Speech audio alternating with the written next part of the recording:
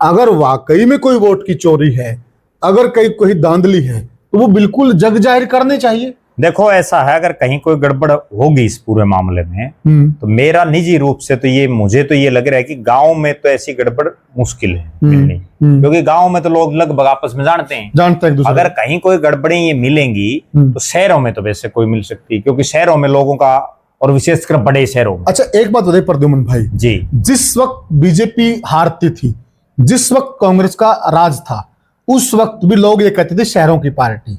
BJP उस दौरान भी शहरों में मजबूत थी, तो आज हम ये कैसे कह दें कि आज बीजेपी शहरों में मजबूत थी? शहरों में तो बीजेपी पहले से मजबूत रही है। उसमें मैं एक बात और जोड़ता हूं, जो राहुल गांधी ने एक बात कही कि वे एक लोकसभा क्षेत्र की, हम बाकी तो विधानसभाओं में जीत गए और एक में हम हार गए बुरी तरह से।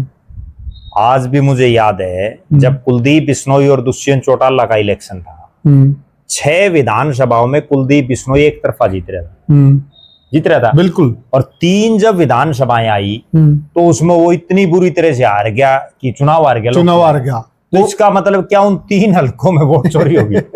क्या उनमें गड़बड़ हुई? ठीक है ना। ये तो कोई मतलब ऐसा है कि ऑथेंटिक कोई बात कहेंगे ना तब जाकर के देखो हो सकता है, और लेकिन वो तथ्य देने पड़ेंगे। इसमें ये भी कोई दो राय नहीं। अगर कहीं उनको लग रहा है राहुल गांधी को कि ऐसा हुआ है तो एफिडेविट देने में भी कोई, मैं तो मानता हूं कि कोई परेशानी नहीं होनी चाहिए। बिल्कुल, अगर उनके एफिडेविट देने से सच बाहर आता है, अगर उनको अपनी बात पर विश्वास नहीं है, एफिडेविट का मतलब क्या है?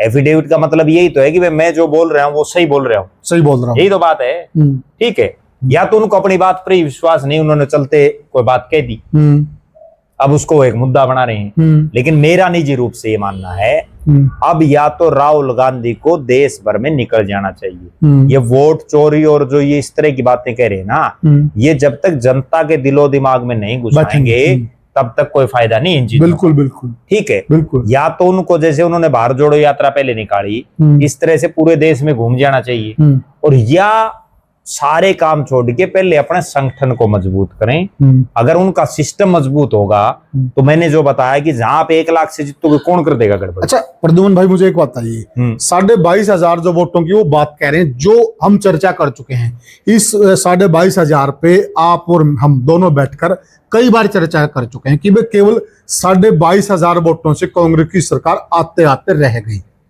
अगर उनको ये लगता है कि धांधली हुई है तो फिर हरियाणा का पूरा चुनाव कोर्ट में चैलेंज होना चाहिए। नहीं, चैलेंज भी करना चाहिए, बड़े बड़े वकील हैं उनके पास, बड़े वकील। दूसरी बात एक चीज और है ना, आप दोनों एंगलों से उस चीज को देखो। अगर वो 22,500 बीजेपी को और आ जाते तो बीजेपी 48 से 57-58 पर नहीं चली जाती।